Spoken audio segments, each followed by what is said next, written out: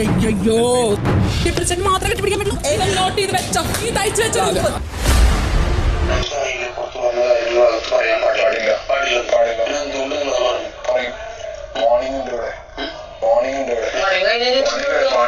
നമുക്ക് പറയേണ്ട കാര്യങ്ങൾ നമുക്ക് പറയാം.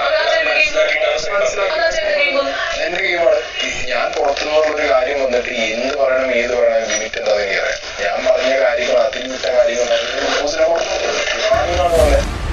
കഴിഞ്ഞ ദിവസം സായി കൃഷ്ണ എല്ലാം പുറത്തു പറഞ്ഞു, ജാസ്മിന് എല്ലാ സൂചനയും നൽകി എന്നൊക്കെ പറഞ്ഞ് പ്രേക്ഷകർ ഒന്നടങ്കം സീക്രട്ട് ഏജൻറ്റിനെ ശരിക്കും എടുത്തിട്ട് കുടഞ്ഞത് കണ്ടതാണ് സോഷ്യൽ മീഡിയയിൽ.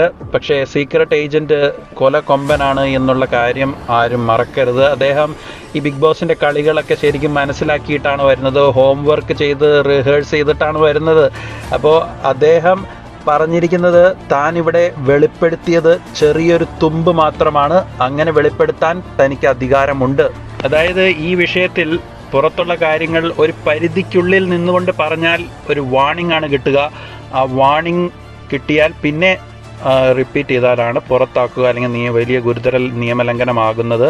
അപ്പോൾ ഇതിൻ്റെ നിയമവശങ്ങളൊക്കെ കണ്ടുപഠിച്ചിട്ട് ജാസ്മിൻ്റെ ആ കളി പൊളിക്കാൻ വേണ്ടി ഒരു ഗെയിം ചേഞ്ചറായിട്ടാണ് ജാസ്മിന് ഒരു വിഭ്രാന്തി ഉണ്ടാക്കാൻ, ജാസ്മിൻ്റെ ഇൻസെക്യൂരിറ്റി കൂടുതൽ വലുതാക്കാൻ വേണ്ടി, അരക്ഷിതാവസ്ഥയിലേക്ക് തള്ളിവിടാൻ വേണ്ടി പുറത്ത് നെഗറ്റീവാണെന്ന് സായി കൃഷ്ണ ജാസ്മിന് പല രീതിയിൽ താൻ കല്യാണം കഴിക്കാൻ പോകുന്ന വരൻ്റെയും എല്ലാം കൂടി കൂട്ടിച്ചേർത്ത് ഒരു ഹിൻ്റാണ് ഈ സീക്രട്ട് ഏജൻറ്റ് ജാസ്മിന് കൊടുത്തത്. അതോടുകൂടി ജാസ്മിൻ്റെ ആ കിളി പോയി, ആ റിലേ പോയി.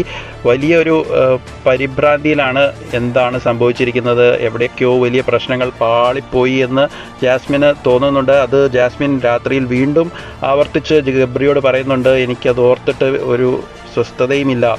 പ്രേക്ഷകർ പെട്ടെന്ന് ചിന്തിക്കുമ്പോൾ ഈ സീക്രട്ട് ഏജൻറ്റ് ജാസ്മിൻ്റെ കൂടെ ഒത്തുകളിച്ച് കാര്യങ്ങൾ പറഞ്ഞു കൊടുക്കുകയാണെന്നാണ് വിചാരിക്കുന്നത്. പക്ഷെ അങ്ങനെയല്ല. സീക്രട്ട് ഏജൻറ്റ് ഇവിടെ ജബ്രീനെ പൊളിക്കാൻ വേണ്ടി ഒരു വലിയ ആയുധം അവരുടെ ഇടയിലേക്ക് കൊണ്ടുവയ്ക്കുകയാണ്, ഇങ്ങനെ ഒരു ഹിൻഡ് കൊടുത്തുകൊണ്ട്. അതോടുകൂടി ഈ സംഭവം തകിടം മറിഞ്ഞു എന്ന് തന്നെ പറയാം. ഇപ്പം ജബ്രിക്ക് തന്നെ വിറങ്ങലിച്ച് നിൽക്കുന്ന ഒരവസ്ഥയിലാണ്. എന്ത് ചെയ്യണം, ഇങ്ങനെ മുമ്പോട്ട് പോകണം എന്നുള്ള ഒരു സംശയത്തിലാണ് ഇവർ നിൽക്കുന്നത്.